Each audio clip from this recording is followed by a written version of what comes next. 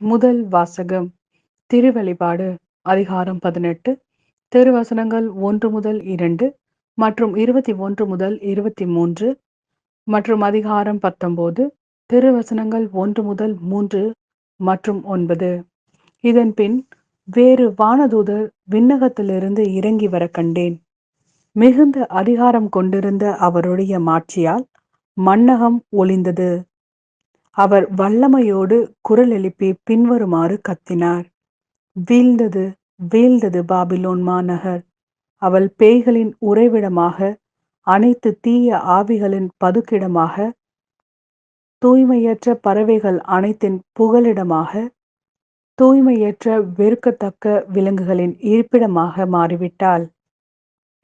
பின்னர் வலிமை வாய்ந்த ஒரு வானதூதர் பெரிய எந்திரக்கல் போன்ற ஒரு கல்லை தூக்கி கடலில் எறிந்து பின்வருமாறு கூறினார்: பாபிலோன் மாநகரே, நீ இவ்வாறு வீசி எறியப்படுவாய்.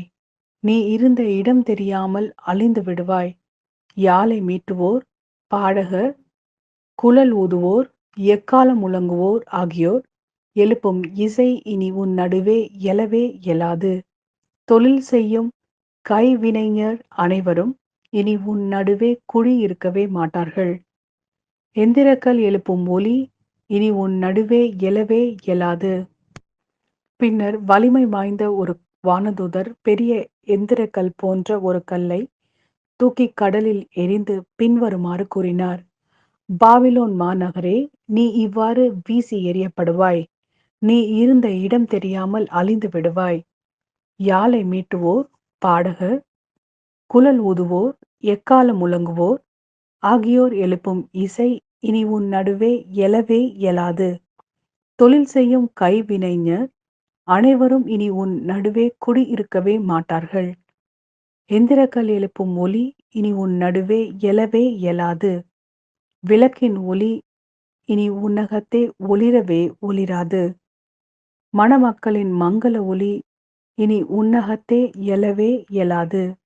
ஏனெனில் உன் வணிகர்கள் மண்ணுலகில் பெருங்குடி மக்களாய் விளங்கினார்கள். உன் பில்லி சூனியம் எல்லாம் நாடுகளையும் ஏமாற்றிவிட்டது. இதன் பின் பெருந்திரளான மக்களின் கூச்சல் போன்ற ஒலி விண்ணகத்தில் எழக் கேட்டேன். அது பின்வருமாறு முழங்கியது: ஹல்லேலூயா! மீட்பும் மாட்சியும் வல்லமையும் நம் கடவுளுக்கே உரியன. ஏனெனில் அவருடைய தீர்ப்புகள் உண்மையுள்ளவை, நீதியானவை. தன் பரத்தமையால் மண்ணுலகை அழிவுக்கு உட்படுத்திய பேர்போன அந்த விலைமகளுக்கு அவர் தீர்ப்பு வழங்கினார். தம் பணியாளர்களை கொன்றதற்காக அவளை பழி வாங்கினார். மீண்டும் அந்த மக்கள் அல்லேலூயா! அந்த நகர் நடுவிலிருந்து புகை என்றென்றும் மேலே எழுந்த வண்ணம் உள்ளது என்றார்கள். அந்த வானதுதர் என்னிடம், ஆட்டுக்குட்டியின் திருமண விருந்துக்கு அழைக்கப் பெற்றோர் பேறு பெற்றோர் என எழுது என்று கூறினார். தொடர்ந்து இவை கடவுளின் உண்மையுள்ள சொற்கள் என்று சொன்னார். இது ஆண்டவரின் அருள்வாக்கு. இறைவா, உமக்கு நன்றி.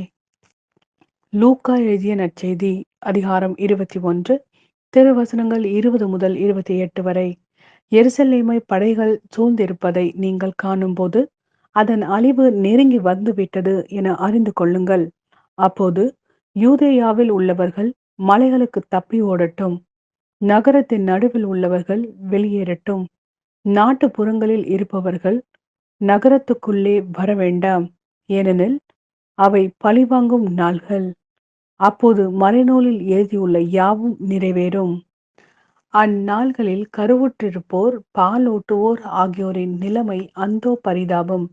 ஏனெனில் மண்ணுலகின் மீது பேரிடரும் அம்மக்கள் மீது கடவுளின் சினமும் வரும். அவர்கள் கூரான வாளால் வீழ்த்தப்படுவார்கள். எல்லா நாடுகளுக்கும் சிறைப்பிடித்து செல்லப்படுவார்கள். பிற இனத்தார் காலம் நிறைவு பெறும் வரை எருசலேம் அவர்களால் மிதிக்கப்படும். மேலும் கதிரவனிலும் நிலாவிலும் விண்மீன்களிலும் அடையாளங்கள் தென்படும். மண்ணுலகில் மக்களினங்கள் கடலின் கொந்தளிப்பின் முழக்கத்தினால் கலங்கி என்ன செய்வதென்று தெரியாது குழப்பமடைவார்கள். உலகிற்கு என்ன நேருமோ என எண்ணி மனிதர் அச்சத்தினால் மயக்கமுறுவர். ஏனெனில் வான்வெளி கோள்கள் அதிரும், அப்போது மிகுந்த வல்லமையோடும் மாட்சியோடும் மானிட மகன் மேகங்கள் மீது வருவதை அவர்கள் காண்பார்கள்.